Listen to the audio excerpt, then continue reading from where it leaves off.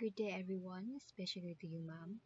So, today I will explain the grading system of public elementary and secondary school based on DPID order number 33 series of 2004, which replaced by DEX or DSCS order number 70 series of 1998. So, this grading system it focuses on evaluating students mainly based on their actual performance in class. So this is the features of new grading system. First is, let me just read this first. Number one, the lowest grade or the minimum performance standard for the student in public elementary and secondary school is set at 75%. The lowest failing grade that may appear in the report card is set at 65%. So, the minimum passing grade or ang minimum passing grade kay 75%. So pasabot ani, ang estudyante is kinahanglan 75 pataas para makapasa sa subject. However, classmates, ang pinakagamay nga failing grade nga makita nato sa report card kay 65% even if the scores or the student score is lower than that. So 65 ra jud ang makita nimo dira sa report card. Number two, the same standard shall apply to students in the bridge program. So, the same grading standard also applies to student in the bridge program. And ang bridge program nga ginapasabot diri is more to mga special programs for students na kinahanglan of extra preparation for entering the next grade level. And also, classmates, they follow the same 75% passing mark or passing grade requirement. And so number three, in assessing the learning outcomes, the construction of test items consists of basic terms, which is 60%, moderately difficult or more advanced questions is 30%, and the higher order thinking skills 10%. So question in each category should have different weights, and test and non-test items should cover only materials actually taken up in the class. So in making test questions, teachers or pwede kita ng mga future educators mo follow og 3 levels of difficulty. And 60% is mo to mga basic questions, meaning mga factual informations or basic knowledge. And 30% is moderately difficult questions, means mo siya mga question na require of understanding. And then 10% is higher order thinking skills or mga HATS. So mo siya mga question nga require of sorry, analysis of deeper thinking. And we should take note that the test items must only cover the lessons that were actually taught in class, or ano ba kanang mga pangutana is dapat nakabase lang sa mga lesson nga natudlo o gitudlo nato sa atong mga estudyante. And we should also balik ko na to mga objectives sa atong lesson plan kay dito mag-matter or motor guide na to. So next is number 4. So ako sa ning basahan sa number 4 no. So number 4, grading system by subject shall follow the guidelines in enclosure 1 and enclosure 2 of DepEd order 33 series of 2004. So classmates, each subject has its own grading computation and computation of grades for each subject ga-follow og guidelines and provided na siya sa enclosures. And ang enclosures, So, ang enclosures nga ginapasabot ani kay mo na tong grading system of public elementary and secondary school of DepEd order number 33 series of 2004 nga mahisgutan na to maya. And sa number 5, let me just read the number 5. Number 5, transmutation tables shall not be used in the computation of grades. Test scores shall be recorded as roll scores. totaled at the end of each grading period, and then compute as percentage. Student score, highest possible score, times 100%. This is also known as table of equivalence. Sorry. So number five, so this grading system does not use transmutation tables. So instead, teacher record raw scores and convert them into percentage, or what we call table of equivalence. So ang formula is percentage scores equals to student score divided by highest possible score times 100. So example, student score of 40 out of 50. So 40 divided by 50 times 100 is equals to 80%. Next is number 6. So, kusanin basahan sa number 6. The final grade shall be determined by averaging the marks for the 4 quarters. In the case of secondary level, averaging across quarters shall be by subject only. So, the final grade, it is determined by averaging the grades from the 4 quarters. Example, classmate. So, in English subject, so ang bata sa first quarter is nakakuha 80. Nakakuha 80. Ang grado 80 sa first quarter. Sa second quarter is 85. Sa third quarter is 83. And sa fourth quarter, it may be 82. So, ang final grade ana sa bata is 82.5. Why man nga na to siya?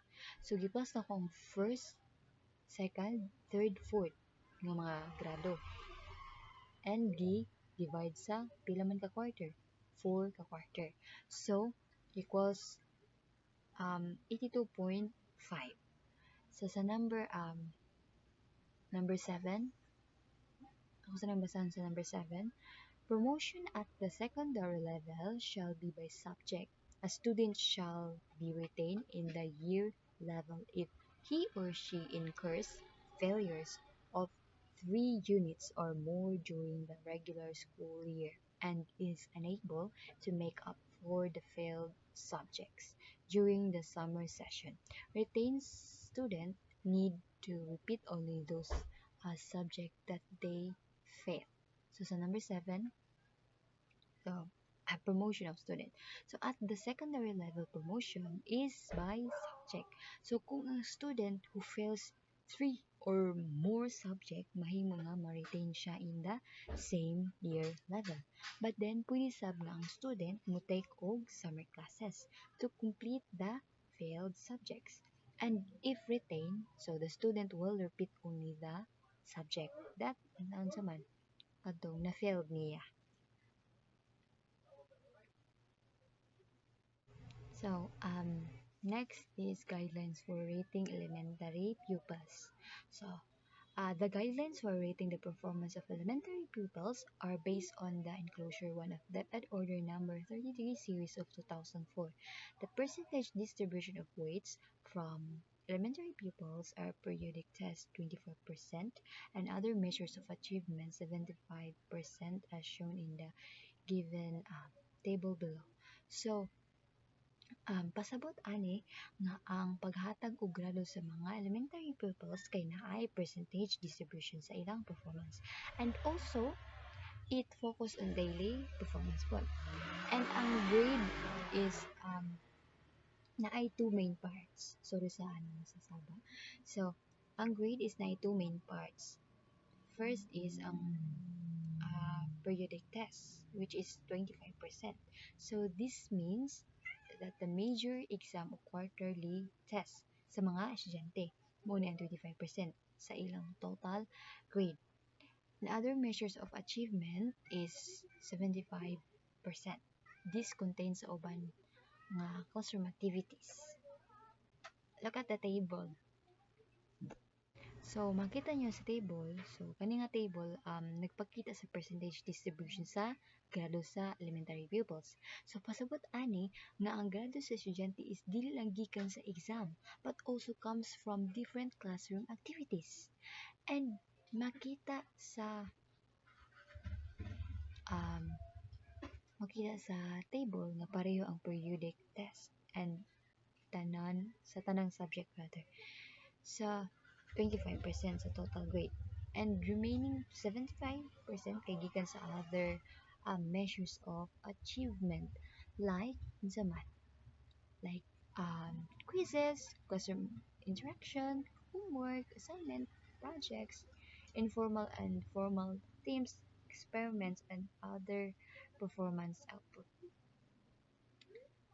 And um, and the percentage or kaning weights mo na ang the official guidelines of the Department of Education or the DepEd, and they are written in DepEd Order number 33, series of 2004, especially in Enclosure 1 and Enclosure 2.